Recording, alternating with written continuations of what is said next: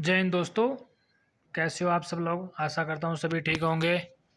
Guys, आज फिर हम बात करने वाले अग्निपथ योजना के बारे में। शायद किसी ने नहीं सोची थी, लेकिन अब हालात ये हैं कि खुद भाजपा के प्रवक्ता ये कह रहे हैं कि अग्निपथ योजना के मुद्दे पर हमसे कोई जवाब देते नहीं बन रहा है।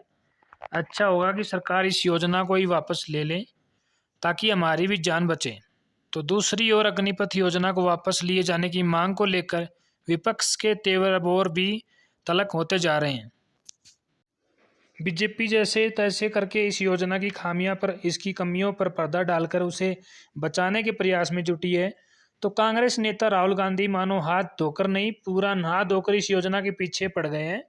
अब उन्होंने इस अग्निपथ योजना को लेकर श्वेत पत्र की मांग कर दी है, यानी विपक्ष सदन में श्वेत पत्र लाने की तैयारी में है। अब आपका सवाल हो सकता है कि ये श्वेत पत्र क्या होता है, तो इससे जान लेते हैं। श्वेत पत्र एक सूचनात्मक रिपोर्ट के तौर पर इससे जाना जाता है। सदन में श्वेत पत्र लाने के बाद सरकार की किसी भी योजना की नीतियों, उपलब्धियों और मुद्दे के बारे में जानकारी देनी होती है। देखिए, अगर श्वेत पत्र के बारे में आपको और अधिक जानना है तो आप इस खबर को यहाँ से पूरा पढ़ सकते हैं। देखिए, अग्निपथ योजना को लेकर जो माहौल देश में अभी तक भी बना हुआ है, इसका मतलब ये है कि इस योजना में बहुत कमियां हैं, खामियां हैं, वरना कोई भी किसी भी योजना के बारे में कब तक और कितना झूठ बोल सकता है। और अगर विपक्ष इस योजना के बारे में भ्रम फैला रहा है, झूठ बोल रहा है, तो फिर सरकार के पास में तो तमाम तरह के प्रबंधन हैं। वो टीवी चैनल पर बैठकर इसकी हकीकत बताएं, इसके फ़ायदे पूरे देश को बताएं कि इस योजना के ये फ़ायदे हैं। सरकार को जो लग रहा है कि इस योजना के बारे में झूठ बोला जा रहा है, तो सरकार इसमें सबूत पेश कर दें। ये देखिए, विपक्ष लगातार इस योजना के बारे में झूठ बोल रहा है और ये देखिए हमारे पास में इसका प्रमाण है। इसको साबित करने के लिए आप दिखा दीजिए। और हो सके तो जनाब, इस योजना को लेकर जो लोगों के कुछ सवाल हैं उनके भी आपको जवाब देने होंगे, ताकि लोगों में जो इसको लेकर जो आप कह रहे हो कि एक भ्रम बनाया जा रहा है, वह पूरी तरह ख़त्म हो उसके। चलो, यहाँ पर हम एक काम कर लेते हैं कि टीवी पर तो जब आपका मन करे तब आकर आप इस योजना का गुणगान कर लेना, इसके फ़ायदे गिना लेना। लेकिन हमारे कुछ सवाल हैं, चलिए आप उन्हीं के जवाब दें। देखिए, पहला सवाल ये है कि दो सैनिक एक ही पोस्ट पर तैनात हैं। इनमें से एक अग्निवीर है तो दूसरा परमानेंट सैनिक है। दोनों ही सैनिक वहाँ पर वीरगति को प्राप्त हो जाते हैं। अब इनमें से परमानेंट सैनिक के परिवार को आजीवन पेंशन और कई और तरह के लाभ सुविधाएं दी जाती है, जबकि अग्निवीर के परिवार को किसी तरह की कोई पेंशन नहीं दी जाती और ना ही कई और अन्य लाभ मिलते जो एक परमानेंट सैनिक के वीरगति प्राप्त होने पर उसके परिवार को दिए जाते हैं। अग्निवीर के परिवार को वैसा कुछ नहीं मिलता। सरकार से सवाल ये है कि जब दोनों ही सैनिक देश के लिए अपनी जान कुर्बान कर रहे हैं, तो फिर सरकार ने उनकी शहादत में इतना बड़ा भेदभाव कैसे कर दिया। सवाल नंबर 2, एक परमानेंट सैनिक और अग्निवीर दोनों सेम ड्यूटी कर रहे हैं, एक जैसी ड्यूटी कर रहे हैं, दोनों के लिए बराबर जोखिम है, खतरा है, बराबर है सब कुछ। परमानेंट सैनिक को साल में 90 दिन की छुट्टियां और अग्निवीर के लिए सिर्फ साल में 30 दिन की छुट्टियां। तो सवाल सरकार से ये है कि जब दोनों सैनिक एक जैसी ड्यूटी कर रहे हैं, तो फिर दोनों की छुट्टियों में इतना बड़ा भेदभाव क्यों? अब अगर कोई ये कहता है कि उनकी तो 4 साल की तो नौकरी है, अगर उन्हें साल में 3 महीने की छुट्टियां भी दे दी जाए तो फिर उनकी ड्यूटी कितनी बचेगी? अरे तो भाई, ये कहने से पहले ये सोच लेना चाहिए था ना कि भाई, सरकार को इस योजना को लागू करने के लिए कहा किसने था कि तुम ऐसी योजना लागू करो? अरे क्यों सरकार ने उड़ता हुआ तीर लिया?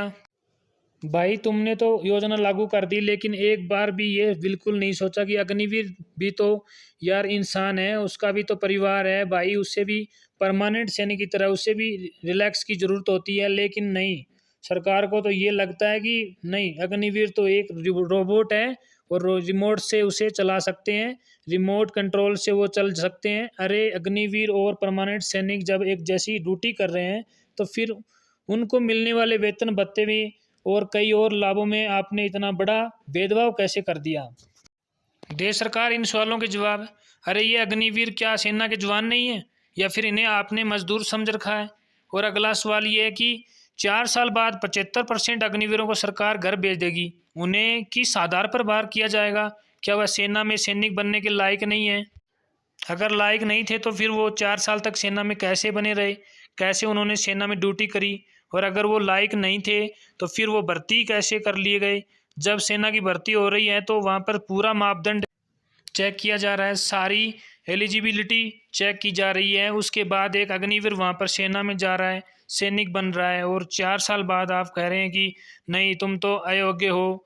अरे जब वो अयोग्य थे तो फिर उनको भर्ती किस पैरामीटर पर कर लिया गया, किस आधार पर उन्हें भर्ती किया गया। देखिए वैसे तो इस योजना में इतनी खामियां है कि अगर सभी पर बात करें तो यहाँ पर सवालों की झड़ी लग जाएगी। लेकिन सरकार से सिर्फ इतना ही हमारा निवेदन है कि अब भी कुछ नहीं बिगड़ा है।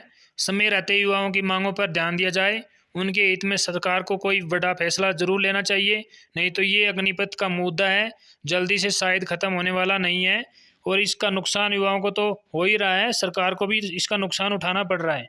अभी लोकसभा चुनाव में सरकार को बड़ा नुकसान उठाना पड़ा है, और आगे भी हो सकता है कि चुनाव में सरकार को और ज़्यादा नुकसान भी इस अग्निपथ योजना की वजह से उठाना पड़े।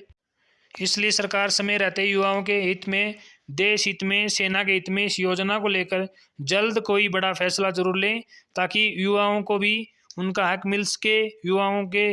युवाओं में जो लंबे समय से सरकार के प्रति नाराजगी वह खत्म हो सके, और इस योजना को लेकर जो देश में तरह तरह के सवाल उठ रहे हैं वह तमाम सवाल भी खत्म हो जाए। इसके साथ ही विपक्ष भी शांत हो जाएगी। इन तमाम सवालों को ख़त्म करने के लिए सरकार को अग्निपथ योजना वापस लेनी पड़ेगी, तभी जाके सवाल ख़त्म होंगे, वरना ये सवाल और बढ़ते जाएंगे और देश की हालत ख़राब होती जाएगी। जय हिंद, जय भारत।